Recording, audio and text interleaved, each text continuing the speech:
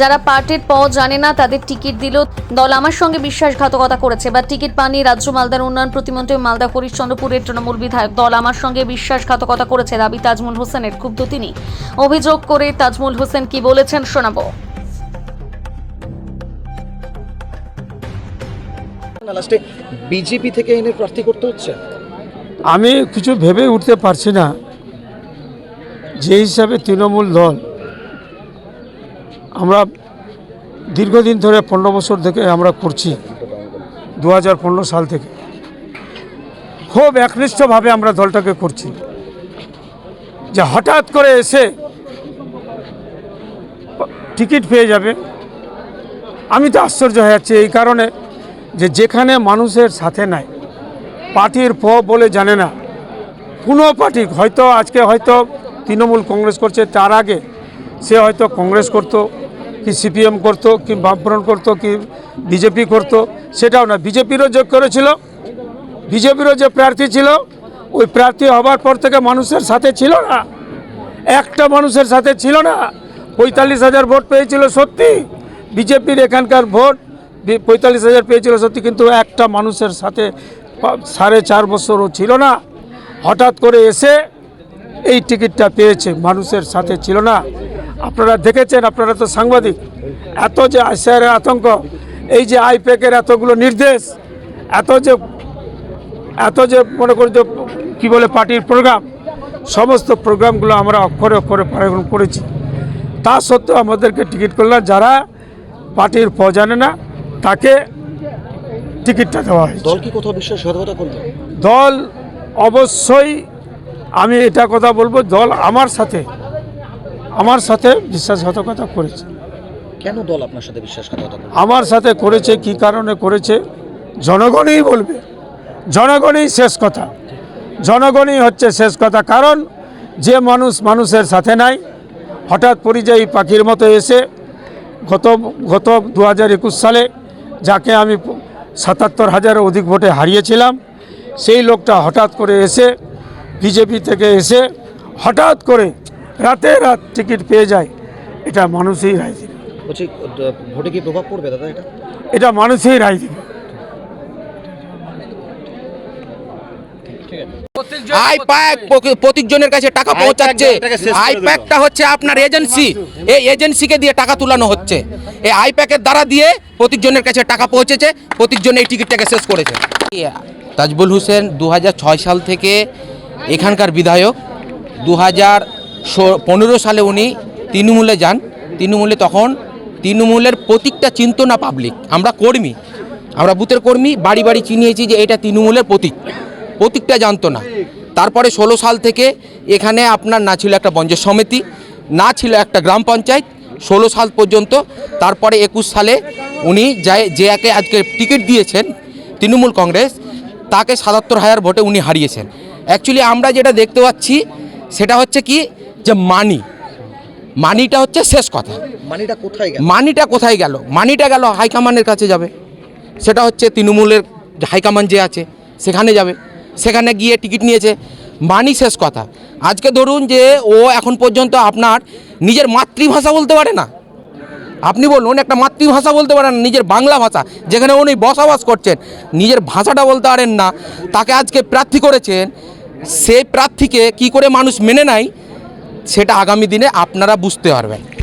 আজকে আমরা শুনতে পেয়েছি মার্কেটে ওর লোক আলোচনা করছে, বা ওর লোকেরা বলছে যে 20 কোটি টাকা দিয়ে টিকিট কিনা হয়েছে।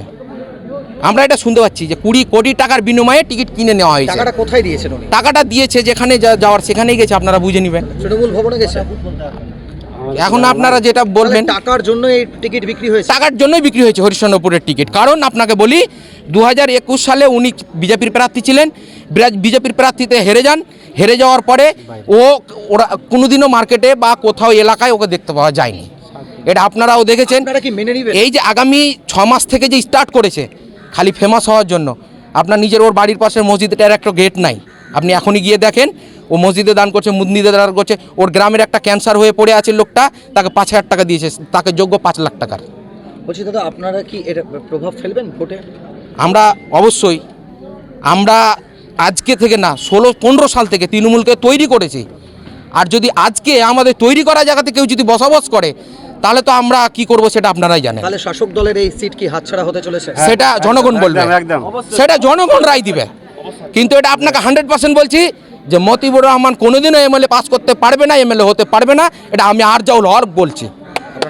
আমার নাম আরজাউল হক, আমার বাড়ি মসলদা জিপি, সোনাপুর গ্রাম বাড়ি। আমি কি দেখছেন? শুনুন, ব্যক্তিগত বলতে শুধু তজমুলদা বলে না, আজকে 74টা এমএলএকে যে টিকিট দেয়নি, আজকে আমাদের এখানে কি হয়েছে বলুন তো, যারা টাকা দিয়েছে, আমি শুনতে পাচ্ছি চায়ের দোকানে যে টিকিট পেয়েছেন তাদেরই লোক বলছে নাকি কলকাতায় কোন আমাদের নেতৃত্বর কাছে ডিফেন্ডার গাড়ি পাঠিয়েছেন 4 কোটি টাকা দিয়ে। এবার গল্প, দ্বিতীয় গল্প ওদেরই লোক বলে বেড়াচ্ছে, চায়ের দোকানে গল্প করছে, নাম মেনশন, যারা চায়ের দোকানে গল্প করছে আমাদের কানে খবর আসছে যে আইপ্যাকের একটা যে লোক কাজ করছে তাদের হয়তো প্যাকেজ থাকে 10 কোটি টাকা, 10 লাখ টাকা বছরের প্যাকেজ থাকে 10 লাখ টাকা। কি করেছে, বলেছে তুমি একদিনের জন্য 10 লাখ টাকা দাও, আমার নামটা গুঁজে দাও। তো এটা টাকার বিনিময়ে টিকিট হয়েছে, হয়নি। এইখানে যদি একটা বুথের একটা কর্মীকে যদি টিকিট দিয়ে দিত যারা বিগত দিন থেকে তৃণমূল কংগ্রেস করে আসছে, তাহলে সবাই পছন্দ করতো। আজকে কি করেছে, টাকার বিনিময়ে তৃণমূল কংগ্রেসটা বিক্রি হয়ে যাচ্ছে। টাকা ছাড়া তৃণমূল কংগ্রেস কিছু বুঝতে পারছে না, আজকে আমরা সেটা বুঝতে পারছি।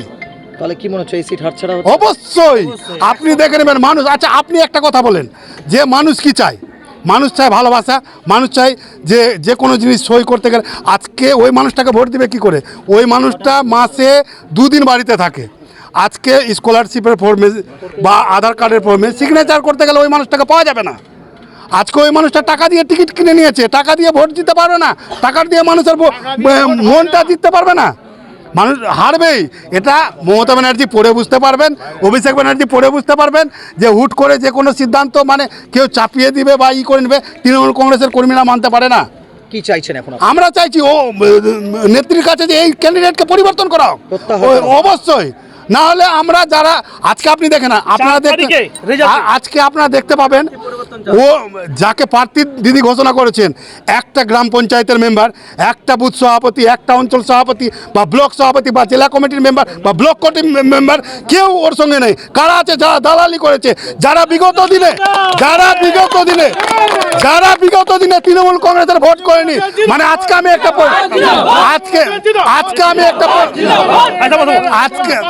আরে যাই হোক, আজকে আমি একটা পোস্ট করেছি, আমি আজকে একটা পোস্ট করেছি যে ভোটের সময় তুমি যে কোনো পার্টি করো না কেন, ভোটের পরে তৃণমূল কংগ্রেস করার কারণ কি? আজকে মতির আশেপাশে যারা ঘুরে বেড়াচ্ছে তারা জীবনে তৃণমূল কংগ্রেস করেনি। ভোটের সময় ওই কংগ্রেস, ওই বিজেপি, নাহলে নির্দল, পরবর্তীতে ভোটের পরে তারা নিজেকে তৃণমূল কংগ্রেস বলে পরিচিত করছে। এটা কোনোদিন হয়? এটা দল, এটা মেনে নিব আমরা? শেখ ইউসুফ, মালদা জেলা তৃণমূল কংগ্রেসের সাধারণ সম্পাদক।